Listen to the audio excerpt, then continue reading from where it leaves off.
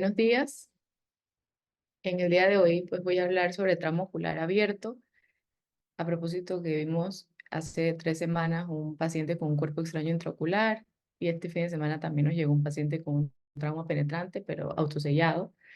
Y también nos habló Marcela la semana pasada sobre trauma ocular cerrado, así que ahora continuamos con trauma ocular abierto. Entonces, siempre es importante revisar la epidemiología para saber ante qué nos estamos enfrentando, qué tan grande es el problema. Y el trauma ocular en general está entre las principales causas de ceguera monocular a nivel mundial. Inclusive Estados Unidos es la segunda causa de discapacidad visual monocular luego de cataratas. Según datos de la Organización Mundial de la Salud, la incidencia anual es de 55 millones y esto representa de un 5 a 16% de la consulta de oftalmología, un número que no es despreciable. Por lo tanto, significa que todos debemos estar relacionados al trauma ocular en general. De los traumas oculares abiertos, la incidencia que se reporta es de 3,5 por cada 100.000 habitantes y entre el factor de riesgo más importante pues está el no uso de protección ocular. En cuanto a la etiología, los objetos que más se encuentran relacionados son objetos filosos o objetos que van con alta velocidad. Entre hombres y mujeres, pues los hombres tienen 5 veces más riesgo que las mujeres. La edad promedio va a ser alrededor de los 30 años y usualmente el accidente tiende a ocurrir con mayor frecuencia en el hogar y en el lugar de trabajo, o sea, el momento donde estamos la mayoría del tiempo, los lugares donde estamos la mayoría del tiempo. También podemos clasificarlo según la edad. En niños, adultos y adultos mayores, en niños, pues, que están más tiempo en el hogar, pues está más relacionado a tijeras, agujas, juguetes filosos, adultos, accidentes laborales o también relacionados a violencia, y adultos mayores están más relacionados a caídas, sobre todo porque, pues, en el adulto mayor que ya tiene las estructuras un poco más debilitadas o también por tener el antecedente de cirugía de catarata. Antes esto puede ser mayor, los tramos oculares abiertos secundarios a caída, porque era más frecuente el tipo de cirugía extracapsular con una herida más grande. Ahora probablemente con el uso de las incisiones pequeñas por FACO, pues esto va a estar menos relacionado a una cirugía, a una herida por la cirugía previa. Y 40% de los traumas se ha encontrado que ocurren o tienen un cuerpo extraño intraocular. Entonces, repasando un momentito la clasificación de Betz, que nos habla, que nos divide entonces el glomo ocular en abierto y cerrado. Vamos a tener un trauma ocular cerrado y lo vamos a dividir en contusión o lamelar, y en este no hay un compromiso del espesor de la pared completo. Puede haber una laceración lamelar y eso igual de la esclera, y eso va a ser igual un trauma ocular cerrado. Y podemos tener también el trauma ocular abierto, que podemos tener una ruptura si es que hay una pérdida del espesor, de la continuidad del espesor por un objeto romo, y una laceración si este es dado por un objeto filoso. Y ya la laceración a su vez la podemos dividir en penetrante, perforante o cuerpo extraño intraocular. Penetrante si hay una herida de entrada, perforante si hay una herida de entrada y otra de salida, y cuerpo extraño intraocular si hubo una herida de entrada y quedó un objeto dentro del ojo.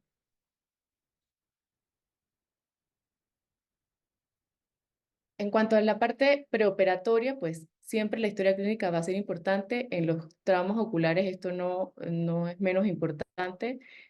Hay que evaluar el tiempo de evolución, preguntarle al paciente a qué se dedica, qué materiales usa, si esos materiales en ese momento que pasó el trauma eran materiales muy contaminados, materiales guardados, materiales que salieron proyectados luego de estar usando algo que genera calor, por ejemplo, para pensar que eso está probablemente menos contaminado. También preguntar por antecedentes oculares previos para también tener una idea de qué buscar en el examen oftalmológico, y también si evaluamos, por ejemplo, la agudeza visual de un paciente que ya tenía ambliopía, pues eso nos va a veces podemos tener como dudas que no se correlaciona la magnitud del trauma con la visión del paciente. Entonces, en cuanto a la evaluación, uno de los objetivos es también poder establecer para nosotros, para el paciente, para el familiar, el pronóstico visual. Y para esto podemos utilizar el Ocular Trauma Score, que nos va a indicar, según una puntuación, cuál será probablemente el pronóstico de ese paciente en un seguimiento de 6 meses. Se toma inicialmente la agudeza visual y se van restando puntos según los hallazgos del paciente, si tiene ruptura del globo ocular, si tiene endoftalmitis, si tiene una herida perforante, desprendimiento de retina y si tiene la presencia o no de defecto pupilar aferente. Esto nos da una puntuación y ahí podemos ver, por ejemplo, que una puntuación de 0 a 44 es el peor puntaje, que es de 1, y esto nos indica que un 73% de estos pacientes con esta puntuación a los 6 meses van a estar o podrían estar sin percepción de luz. Sí, pero no debemos solamente enfocarnos en esa parte, sino también ver que en ese mismo grupo de pacientes el resto podía tener desde percepción de luz hasta una visión mayor de 20/40, poco, un 1%, pero que es posible. O sea, que no es que todos los pacientes que ya tienen uno, pues no vamos a tratar de hacer el mejor esfuerzo. La agudeza visual se ha visto que es el factor mayormente determinante del pronóstico visual. En estudios retrospectivos se encontró que la visión mayor o igual a 5/200 nos daba 28 veces más posibilidad de tener un ojo que podíamos hacer algo para salvar esa visión, por lo menos mantenerla. Posteriormente, estudios prospectivos se vio que hasta el 94% con agudezas de 20/200 o mayores, después seguían manteniendo esa visión después del cierre primario de 20/200 o mayor. Y también en otro estudio se encontró que agudezas visuales menor a 5/200 era el factor más determinante en pobre resultado visual. En un estudio donde se evaluaron 167 traumas abiertos, se encontró que la agudeza visual mayor o igual a movimiento de manos, hasta 3% fueron enucleados, y este número fue mucho más alto teniendo cuando teníamos percepción solamente de luz, 39%, y sin percepción de luz, 89%. Debemos también evaluar el defecto pupilar aferente, sin embargo, a veces esto puede ser difícil, ya que tenemos opacidad de medios. Si tenemos un ifema total, pues puede ser difícil. Si el paciente tiene un trauma donde se lastima el esfínter del iris, pues tampoco, muchas veces no se puede evaluar, pero cuando se puede evaluar, este es un fuerte factor predictor. Hay unos estudios que indican que, un estudio indica que de 240 pacientes que no tenían defecto pupilar aferente, el 69% al final obtuvo una visión mejor o igual de 20/200, comparándolo con los pacientes que tenían defecto pupilar aferente de 34%. Entonces, una de las cosas que tenemos que considerar, pensar, hablar con el paciente, es si hay una posibilidad de que ese ojo llegue a una enucleación o a una evisceración primaria, según el primer momento quirúrgico. Realmente esto está rara vez indicado, o sea, normalmente uno no debería ir con la intención de sacar un ojo por completo, siempre con la intención de cerrar. Sin embargo, pueden haber situaciones donde hay una desorganización total del contenido ocular, falta de tejido, prolapso del contenido ocular que nos impida poder cerrar el globo ocular y mantener por lo menos la integridad. Este es un pacientito que llegó como 5 horas con esa hoja de flexible clavado en el ojo, tuvo que entrar oftalmo, neuro y otorrino para sacarlo, y al sacar eso, pues todo el contenido ocular salió, no hubo forma de cerrar, pues, y este es uno de los pacientes que no hubo otra que hacerle pues una evisceración primaria. Eh, Importante también estos pacientes realizar una buena evaluación de la percepción luminosa. Muchas veces estos no están como en sus 5 sentidos, pueden tener trauma múltiple, tener algún grado de intoxicación, y es difícil entonces corroborar esa percepción de luz o no. Incluso tenemos que conocer que hay reportes de mejoría de visión después de un cierre primario de un paciente que no percibía luz después de una cirugía reconstructiva. Entonces, no todos los pacientes NPL, pues decimos que no, ya está NPL, hay que sacarle el ojo o no hay más nada que hacer. Incluso hay estudios que... Priscila, sobre esto, Nosotros pues llevamos mucho tiempo comentando que lo que usted ha dicho, pues que no debe haber enucleación primaria. De una época en la que se decía a todo trauma hay que entrar con permiso de nucleación, porque uno nunca sabe qué va a encontrar. Y yo diría que pasamos a una época en que ningún trauma hay que entrar con permiso de nucleación. Inclusive esos que usted menciona, que muy típicamente son los de balazos, porque pues Ujú. el ojo está enucleado.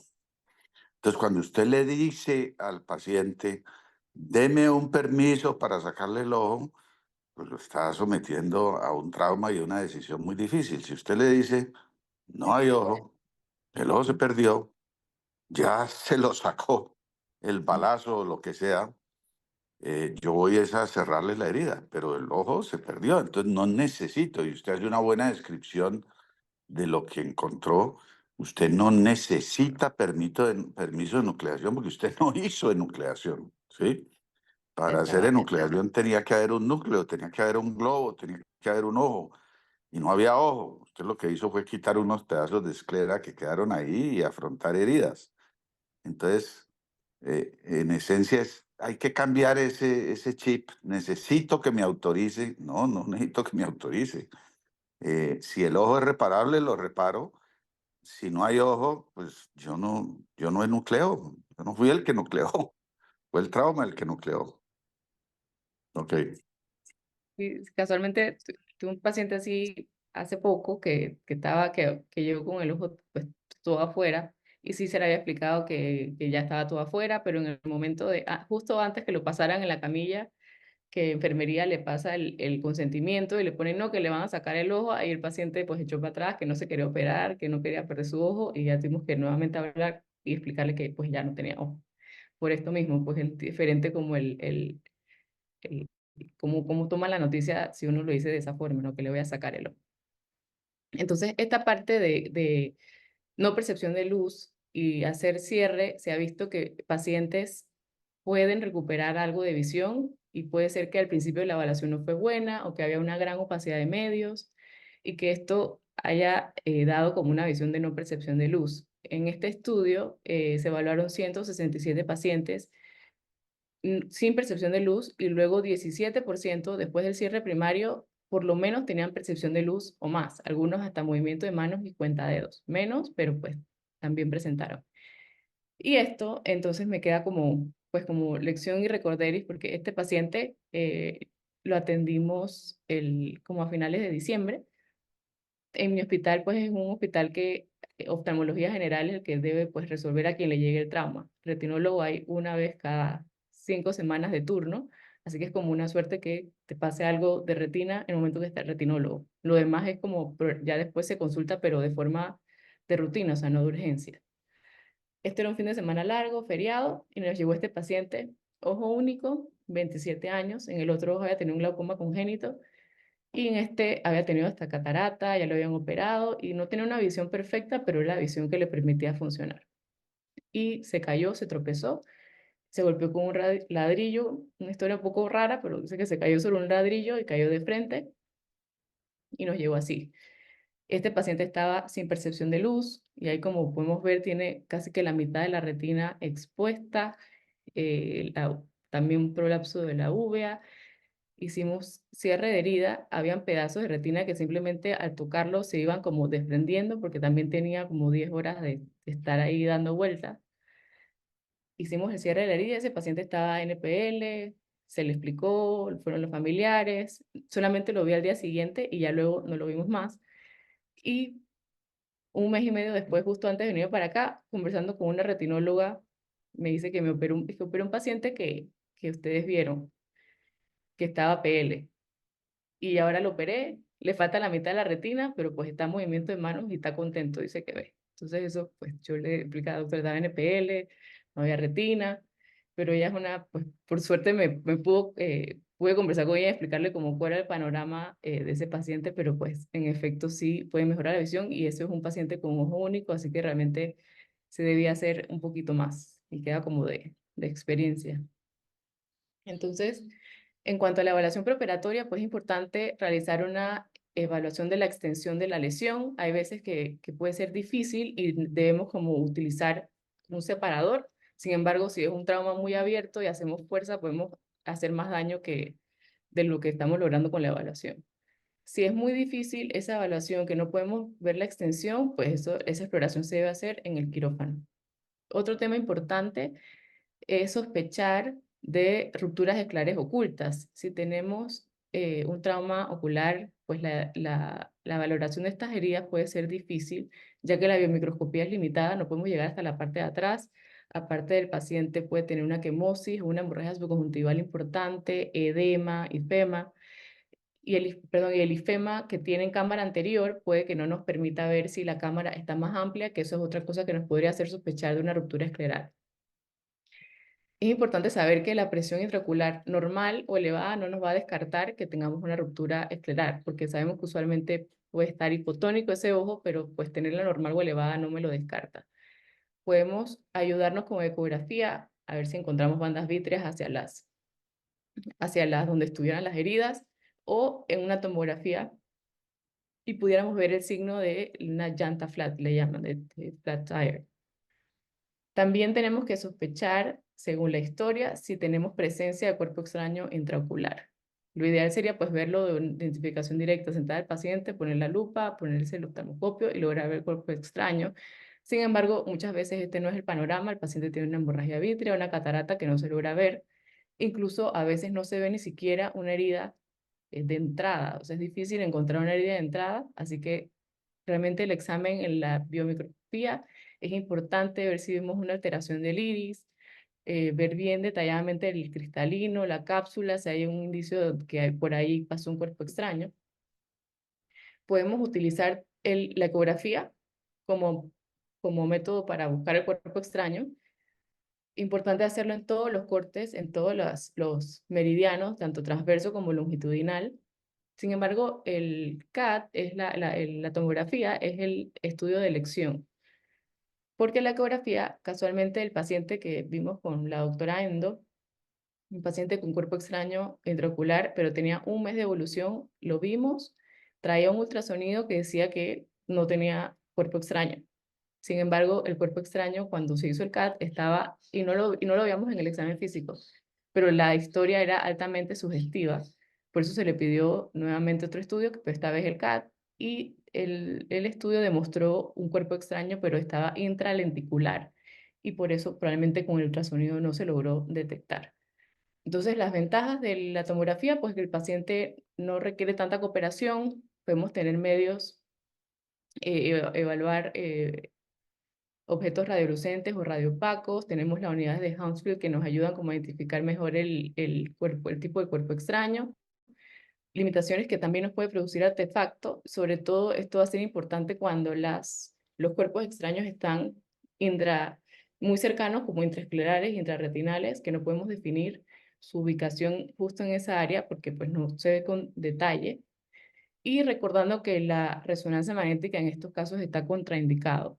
Lo único pues que tendría ventajas, si supiéramos que no es un hierro, un metal, es que sí tiene ventajas en cuanto a poder valorar madera y plástico. Entonces aquí tenemos un paciente con un cuerpo extraño en una ecografía donde se ve y la tomografía que se ve el objeto radiolucente. Y acá en la tomografía es un paciente con una ruptura a la derecha, una ruptura escleral, y este es el signo de la llanta flat o pinchada, creo que le dicen acá, que se ve que ha perdido la forma en la parte posterior y si lo vemos adelante, pues el ojo se ve bastante íntegro, pero atrás ya no tiene su curvatura normal.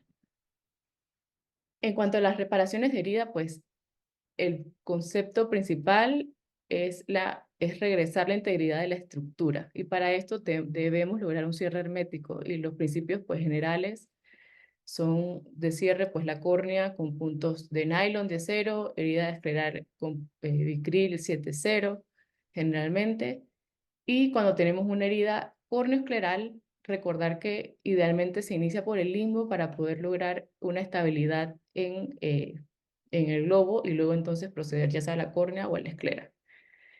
En este paciente, por ejemplo, que vemos que tiene prolapso de iris y se ve que mide más o menos unos 3 milímetros, casi 4 milímetros, pareciera que llegar hasta ahí. Sin embargo, es importante explorar, hacer una peritomía en el área de la lesión y ver la extensión, porque muchas veces se extiende más allá de lo que vemos en la evaluación inicial. Ujú. Entonces, también la reposición de iris, pues hay veces que se tiende a estar cortando tejido que realmente no debe ser cortado. Hay unas literaturas que recomiendan solamente cortar eh, el iris o tejido uveal si tiene más de 24 horas o si está muy necrótico, ya que pues en una reparación futura de un paciente que quede pues con una buena visión, pero que quede con mucha fotofobia, si no tenemos iris, pues no se le puede pensar en hacer una iridoplastia, por ejemplo. Así que tratar de preservar lo mayor que se pueda. También es importante evaluar o sospechar si hay rupturas debajo de los músculos, hacer reparación de músculos para revisar si hay heridas, que hay falta de tejido, pues utilizar parches esclerares para cerrar. Si tenemos prolapso vítreo por la herida, debemos utilizar, otras opciones son unas tijeras muy filosas, tratando de acercarnos lo más posible al globo ocular sin traccionar, pero preferiblemente con un vitrector. Entonces, comernos ese vitrio que está alrededor para liberar la tensión de ahí. En cuanto al desgarro, en cierre primario, pues muchas veces es difícil valorarlo. Lo que sí es que no se recomienda pues crioterapia, como que no sé si tiene desgarro, pero puede tener, y hacer crioterapia es contraproducente, ya que va a producirnos mayor inflamación en ese momento que realmente ni siquiera está justificado. También el uso de cerclaje escleral como de primario en pacientes con traumas del segmento posterior, pero que sean por detrás de, o sea, en zona 3 después de 5 milímetros de limbo. Se ha también estudiado, estos dos estudios de Dan Cohen y de Arroyo demuestran que pues sí presenta algo de beneficio, nada estadísticamente significativo, y Stone en su estudio pues al final concluye que realmente los pacientes no hubo una diferencia, que daba pues lo mismo de ir al paciente y posteriormente colocarle la banda o el cerclaje si era necesario.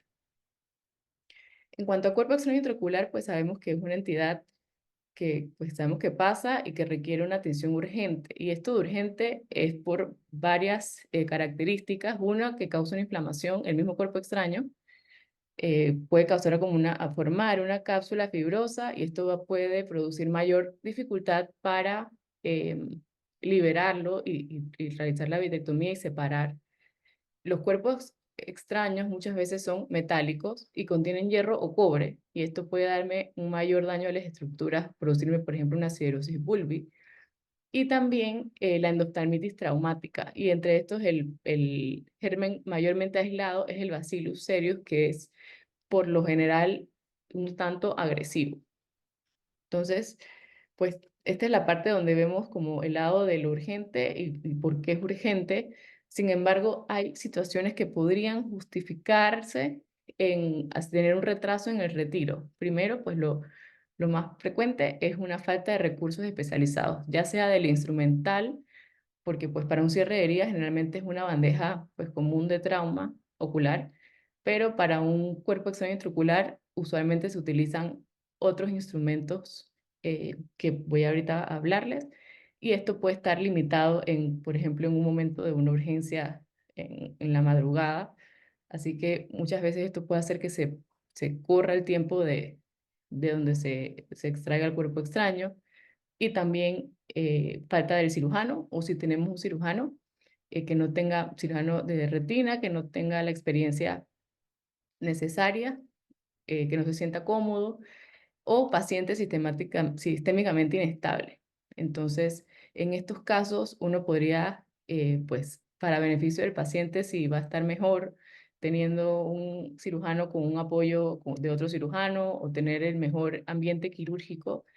Esto sobre todo en hospitales que no son puramente oftalmología. Realmente creo que en la clínica pues hay pues cuando es urgencia versus un paciente programado, pues es casi el mismo ambiente y todo el mundo está sabe lo que tiene que hacer, pero a veces en otros tipos de hospitales que no hay, que son generales, pues puede ser más difícil el tratar a estos pacientes en una situación de urgencia.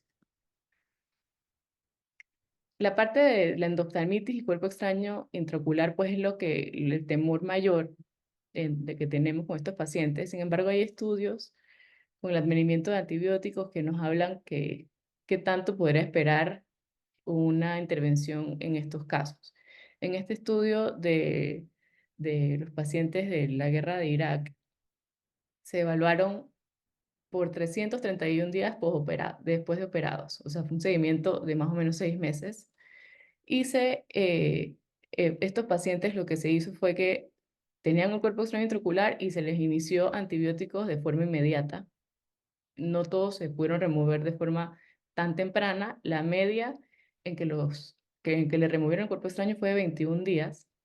Sin embargo, ellos reportan que tuvieron 0 casos de endoftalmitis, que tuvieron más del 50% con una agudeza visual mejor de 20/40, eh, que los pacientes que les fue peor y que desarrollaron PBR fueron los que tenían una peor visión al inicio y una extensión mayor de la herida. El antibiótico que utilizaron fue levofloxacina y oral y tópico moxifloxacina, o sea, quinolonas. Entonces, para la extracción del cuerpo extraño intraocular, sería importante tener el dato qué cuerpo extraño es para pensar si ese cuerpo extraño es magnético. Y si pensamos que es magnético y llegamos a hacer la intervención y ese cuerpo extraño no se mueve, pues tenemos que tener un plan B. Instrumentos disponibles, pues tenemos que tener un electroimán, un forceps y un imán también intraocular. Esos son como de instrumentos adicionales a una bandeja de vitrectomía que tenemos que tener presente, que tienen que estar disponibles. Y también dependiendo del tamaño del cuerpo extraño. Entonces, vamos a tener varios escenarios. Si tenemos una extracción de cuerpo extraño intraocular, si el cuerpo extraño es visible y es relativamente reciente, o sea que todavía no se ha formado una capa eh, fibrosa encapsulándolo, pues podemos realizar una esclerotomía pars plana. Aquí en la imagen A, en la figura A, podemos ver que hay un cierre de herida y posteriormente se hace una esclerotomía, o sea, una nueva herida, y por allí se acerca el electroimán y se retira el cuerpo extraño. Entonces, aquí hay un video que encontré en Retina Cali sobre esta técnica. Ahí proceden a hacer la esclerotomía, es más como una esclerotomía medio, con un flapcito escleral, y ahí se expone un poco la coroides, y ahí tienen el electroimán, y hacen el retiro del cuerpo extraño, y proceden a cerrar la herida. Tenemos otro escenario, que tenemos un cuerpo extraño, pero que este no es visible en la cavidad vítrea, o sea que hay una opacidad de medios, ya sea una herida corneal importante, un eczema, una hemorragia vítrea, una catarata. Entonces pues toca entrar y hacer vitrectomía. En los principios pues generales igual hacer una vitrectomía completa, importante desprender toda la hialoide posterior y limpiar bien alrededor del cuerpo extraño para liberarlo. Posteriormente a esto, lo que se puede hacer es con un electroimán, con un imán intraocular, tomar el cuerpo extraño, subirlo hasta la cavidad vítrea más anterior y de ahí entonces con el forceps agarrarlo y sacarlo. Y acá también hay otro video de retina cálida de un paciente de 26 años que llegó con visión borrosa y ojo rojo de un día de evolución, y el dato era que estaba martillando y lo llevaron a salón de operaciones. Entonces aquí vemos que le hacen una reparación de los músculos, del músculo recto lateral, donde se veía el ojo más rojo, se desinserta, se limpia muy bien la herida y se procede entonces a suturar y a cerrar esa herida. Primero se toman puntos simples. Es importante también hacer una buena irrigación y lavado. Se tomaron puntos simples y posteriormente puntos continuos.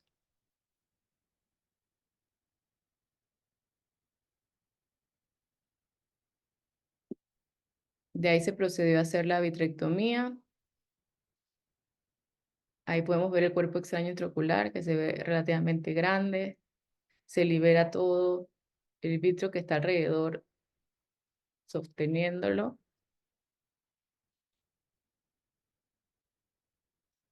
Se amplía la esclerotomía. Eso es una parte importante, que muchas veces si la herida es muy pequeña y se trae el cuerpo extraño y la herida está muy pequeña, vuelve y se cae el cuerpo extraño y esto puede golpear la mácula.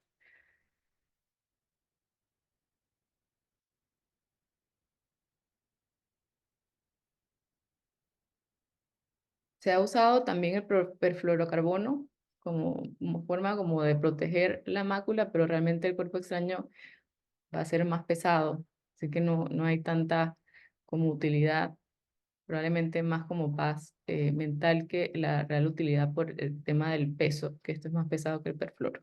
Y ahí se extrajo entonces el cuerpo extraño y se procede a cerrar la herida. Entonces, otro escenario es que lo tengamos intrarretinal, el cuerpo extraño. Esto puede darnos un mayor grado de dificultad y mayor riesgo también de desprendimiento de retina. Entonces podemos tener el cuerpo extraño como incrustado, que lo podemos ver con la evaluación, con el oftalmoscopio indirecto y podemos hacer sacarlo de algún abordaje transescleral, hacemos un flap escleral, una herida en la coroides y entrar y retirarlo. O si si este paciente desarrolla que se encarcera ahí la retina, es necesario colocar también una banda vítrea para disminuir esta tracción. Y si el paciente pues no se ve y que hay opacidad de medios y demás, entonces se hace un abordaje intraocular, haciendo vitrectomía, llegando entonces hasta el cuerpo extraño, utilizando endotermia y retirando entonces el cuerpo extraño intraocular.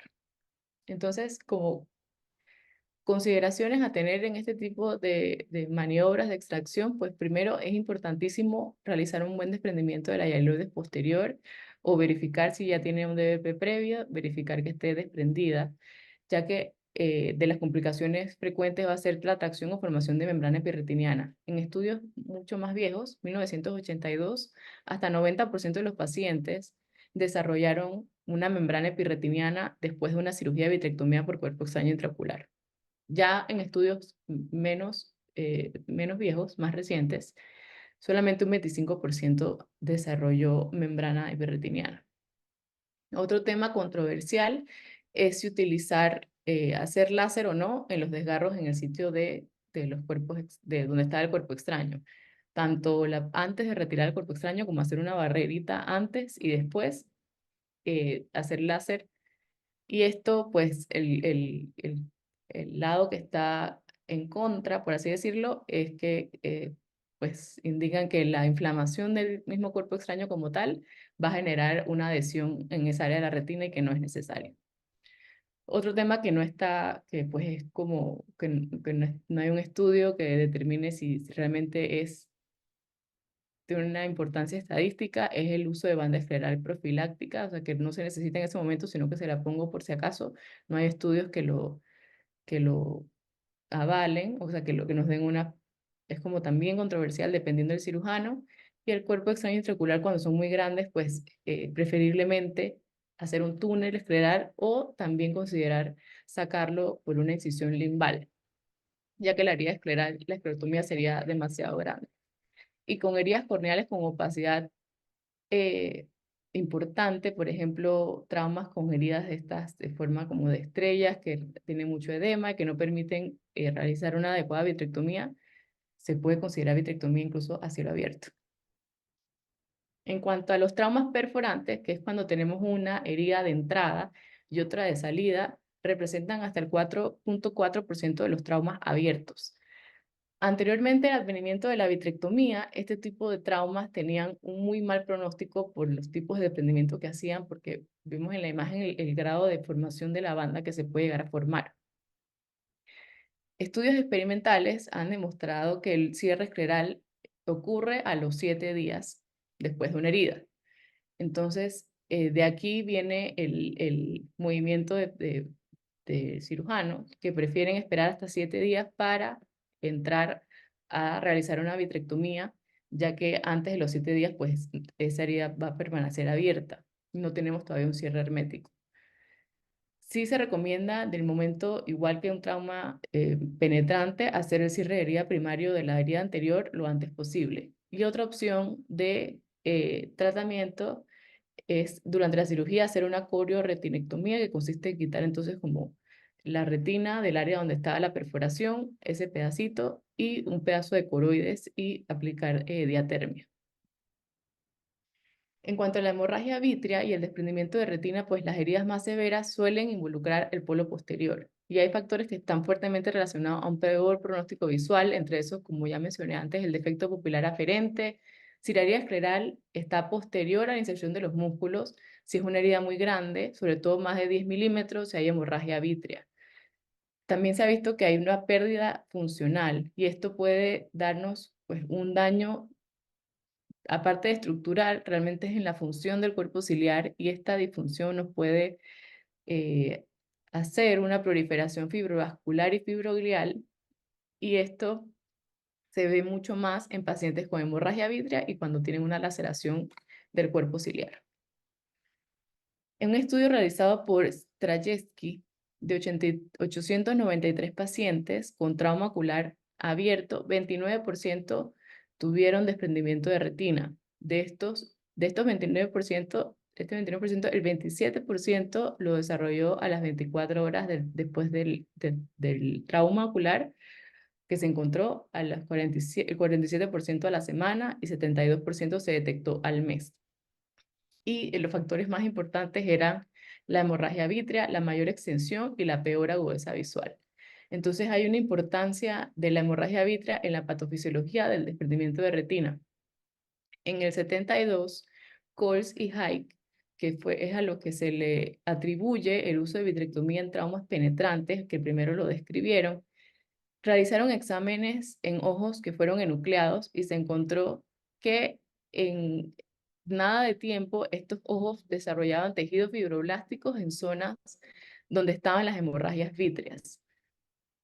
Y posteriormente se realizaron otros estudios donde se encontró que la vitrectomía realizada entre el día 1 hasta el día 14, ese día se tomó como corte, reduce significativamente el riesgo de desprendimiento de retina, ya que esto nos va a remover las citoquinas que son profibróticas. Entonces esto nos lleva, ya sabemos que pues es necesario realizar vitrectomía cuando hay una hemorragia vítrea en un trauma ocular. Entonces ahora la otra pregunta que viene es cuándo realizar la vitrectomía. Y realmente no hay un consenso. Hay un grupo de una vertiente de que se debe hacer temprano, entre las 48 máximo 72 horas, y otro hasta antes de los 14 días. Cuando lo hacemos de forma temprana, pues la ventaja es que tenemos una pronta visualización del segmento posterior, del polo posterior, y si se necesita, se hace de una vez una cirugía de retina.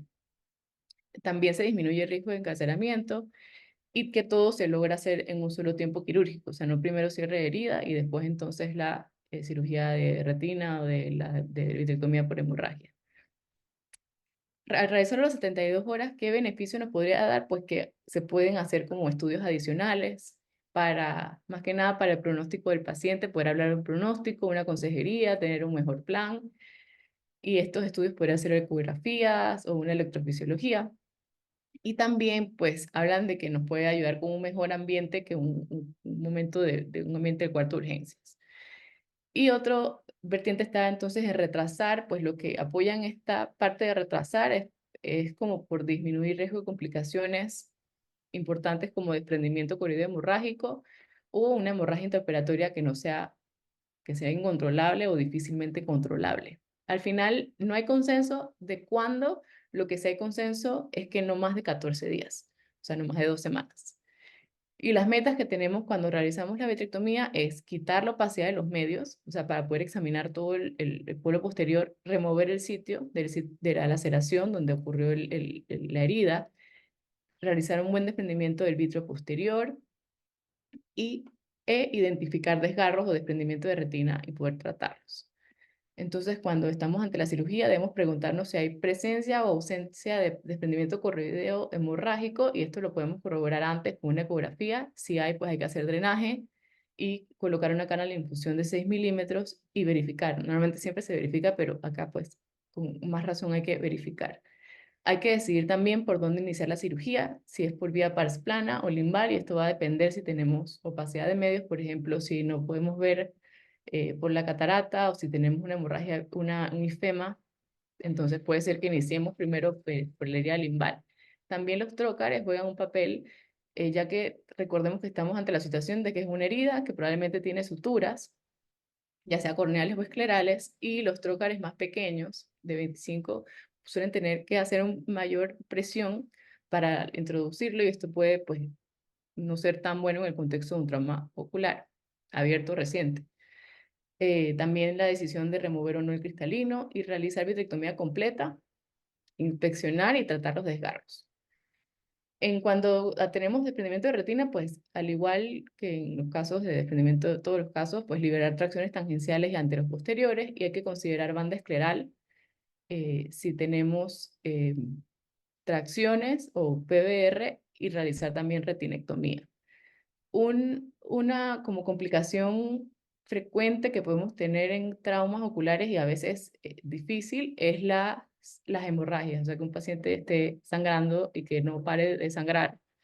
Y para esto, pues las maniobras iniciales, pues aumentar la presión difusión, utilizar endodautermia donde vemos dónde está, por donde viene el sangrado, realizar intercambio líquido-aire y quedarnos ahí unos minutos esperando a que pare el sangrado, o también utilizar líquidos pesados. Y ya para terminar, de las complicaciones también relacionadas al trauma abierto, pues tenemos la Un endoscopia. comentario, Dígame. un comentario, Priscila, sobre, en estos días hablábamos de las indicaciones de silicón primario en desprendimiento de retina, y en trauma también hay unas indicaciones, y es cuando hay un cuerpo extraño grande que produce una herida corioretinal grande, el consejo es poner silicón primario. Si la retina esté aplicada, poner silicón. Porque como usted bien dijo, esos pacientes hacen fibrosis y PDR y contracción de la retina y con mucha frecuencia se redesprenden. La otra es las perforaciones. Las perforaciones a veces se diagnostican intraoperatoriamente, sobre todo porque como nosotros no tenemos OCT, TAC de órbita, pues la mayoría de las veces nos metemos al cuerpo extraño sin saber muy bien si está Sí. dentro o está en la órbita. O en las heridas por alambre o por chuzos, pues a veces pasa que intraoperatoriamente es que uno se da cuenta que hay una perforación posterior. Entonces, en esos casos también y con mucho cuidado de no aumentar la presión intraocular, se debe colocar silicón primario. Y en cuanto a las indicaciones de vitrectomía post cierre, pues la idea que hemos desarrollado es que si el trauma era muy severo, o sea, la herida era muy grande, eh, la vitrectomía debe hacerse primariamente. Eso es lo que le da la mejor posibilidad al paciente. Luego están los casos intermedios, en donde el trauma no es muy severo, hay hemorragia vítrea. Ahí es donde más surge la discusión de cuándo hacer la vitrectomía. Y nosotros hemos defendido el concepto de que es la retina la que le dice cuándo hacer la vitrectomía. Usted comienza a hacer ecografías seriadas y en el momento en que la retina se desprende o se comienza a desprender, pues es que usted hace la vitrectomía. Obviamente que si la retina estaba desprendida al momento del cierre primario, pues eso ya lo clasificaba como trauma severo y entonces se hacía la vitrectomía al momento del cierre primario. Bueno, Ok, listo, doctor. Entonces, como complicación potencialmente devastadora, tenemos la endoftalmitis y se ha reportado una incidencia de 1 hasta 16%. Los signos que vamos a tener pues son similares a los pacientes con una endoftalmitis postoperatoria. Sin embargo, el examen puede ser un poquito más confuso, ya que estamos ante un paciente con un trauma ocular que tiene dolor, o sea, que puede tener dolor por el mismo trauma, que tiene un edema palpebral por el trauma, que está posoperado, así que va a tener un grado de inflamación. Así que esta parte puede ser un poquito retadora en cuanto a decir este paciente está desarrollando una endoftalmitis, por lo menos de forma temprana. Ya cuando está establecida, pues es más obvio, pero inicialmente puede ser más confuso que un paciente posoperado de una cirugía normal de FACO, por ejemplo. En cuanto a estudios retrospectivos de factores de riesgo, se han estudiado, se hizo estudios de herida escleral, ifema, prolapso veal, hemorragia vítrea, desprendimiento, ruptura de lente y cuerpo extraño intraocular, y se encontró que la ruptura de lente tenía un mayor, 15 veces más, 15,8, o sea, casi 16 veces mayor riesgo de desarrollar endoftalmitis. Y en otro estudio encontraron que el retraso del cierre primario era factor de riesgo, la herida contaminada y la ruptura de lente. Y sin embargo, el cuerpo extraño también dio que aumentaba 2 veces el riesgo, sin embargo, este valor no fue estadísticamente significativo. Los estudios iniciales de endoftalmitis traumática fueron dados por el National Eye Trauma Study, y esto fue del 85 al 91, o sea, en un tiempo que pues, probablemente no habían antibióticos de amplio espectro. Y aquí se evaluó la incidencia de endoftalmitis en cuerpo extraño. Y entonces en los pacientes que se realizó una intervención antes de las 24 horas, se disminuyó grandemente, o sea, de un 13,4 versus un 3,5 el desarrollo de endoftalmitis. Y esto fue estadísticamente significativo. En este estudio, pues realmente se desconoce si ningún paciente utilizó esquemas, si todos usaron, si algunos usaron, ni tampoco qué tipo de antibióticos, pero en ese momento pues no había tantos antibióticos de amplio espectro como ahora. Hay estudios más recientes que han demostrado que hay una disminución de la incidencia con el uso de antibióticos, eh, y también con el uso de vancomicina y ceftazidima intravenosa, que nos hacen una gran cobertura en cuanto a gram negativos y gram positivos. Los gérmenes más virulentos, tenemos el bacillus, como mencioné anteriormente, hasta un 46% se ha aislado. Y el bacillus tiene de sus características que es muy virulento, produce enzimas y exotoxinas que pueden llegar a producir ceguera, no solamente por la endoftalmitis y dar un paciente NPL o que llega a requerir hasta una enucleación. 20% de los pacientes pueden tener también infección por gram negativos, y esto hasta un tercio pueden llegar a estar NPL secundaria en endoftalmitis. En cuanto al tratamiento indicado, pues están las quinolonas de tercera o cuarta generación, que son las que se han visto que llegan más al ojo, y por todas las rutas, esa subconjuntival, tópico, intraocular. También intraocular se recomienda el uso de ceftazidima y vancomicina, y ya como mencioné, oral las quinolonas también. Y el tratamiento intravitro profiláctico suele ser controversial, como que si no hay endoftalmitis, ponerlo de antes, pues no hay algo que nos indique realizarlo. Entonces, en cuanto a las conclusiones, el trauma ocular abierto continúa siendo una causa de morbilidad importante en nuestro medio, así que debemos siempre estar capacitándonos en cuanto a esta entidad. La clave para obtener un buen resultado va a iniciar desde el momento que nosotros entrevistamos al paciente. O sea, no solamente desde la evaluación prequirúrgica para hacer el plan, sino desde que evaluamos a ese paciente, lo interrogamos y empezamos a tener la sospecha de qué tipo de trauma tiene, o con qué objeto fue, si fue cuerpo extraño intraocular. A pesar de presentar inicialmente mala visión, inclusive no percepción de luz, debemos tratar como mínimo de devolver la integridad del globo ocular. O sea, no descartar un ojo porque está NPL, siempre tratar de hacer un cierre eh, y mantener el ojo. Y en los casos de cuerpo extraño intraocular, pues a pesar de que ya ahora hay estudios como que indican que a lo mejor no es tan urgente, siempre pues se debe extraer lo antes posible, porque no sabemos cuál sí va a ser endocrinolitis y cuál no. Sin embargo, el inicio inmediato de antibiótico-terapia pudiera darnos tiempo si requiriéramos un mayor tiempo de preparación para intervenir ese paciente, y también que pues la consejería sobre protección ocular sigue siendo la mejor medida coste efectiva en estos pacientes. Muchas gracias. Muy bien, muy completa revisión. Sobre endoftalmitis, quería comentar que en general, pues la mayoría de los estudios, y creo que la experiencia nuestra mostró algo parecido. En general, si usted coge toda la estadística de trauma abierto, es 30% el riesgo de endoftalmitis. Y eso es muy alto, sí, 30% es muy alto. Yo le digo a cualquiera, si usted tiene un 30% de que se le infecte el ojo, ¿usted haría algo? Pues yo diría que sí. Pero, pero además, eso se puede, ese porcentaje se puede titular muy bien si uno considera el escenario del trauma, si uno entiende muy bien qué fue lo que pasó, dónde estaba el paciente, qué tan contaminado fue el elemento cortante o punzante, ah, el cuerpo extraño, el tiempo de evolución.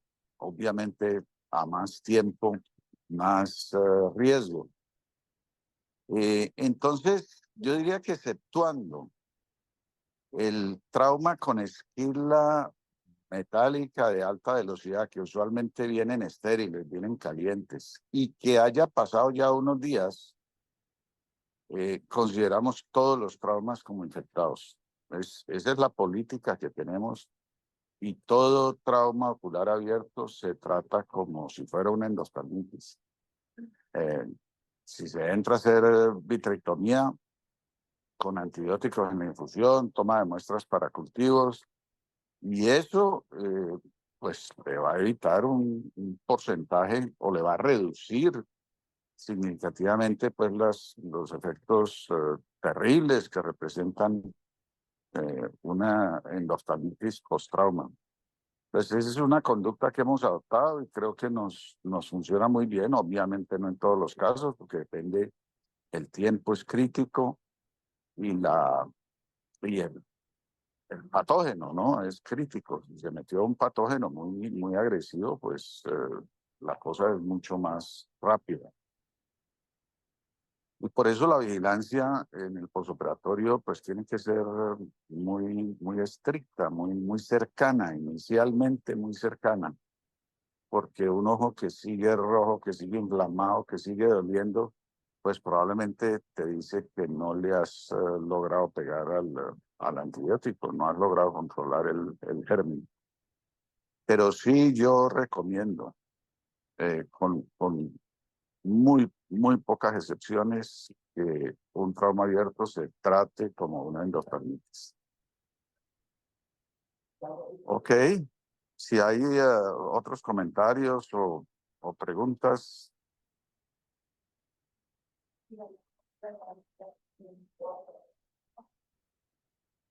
Muy bueno lo que ha hecho Priscila y es revisar todo el material que tenemos en Retina Cali. Yo le insisto mucho a los residentes que buscan fotos por allá, que buscan videos por allá, cuando tenemos mucho material ahí. Entonces, con nuestro material propio se pueden armar muchas de las charlas. Ok, si no hay más comentarios, muchas gracias. Hasta luego, gracias. Hasta luego. Hasta luego.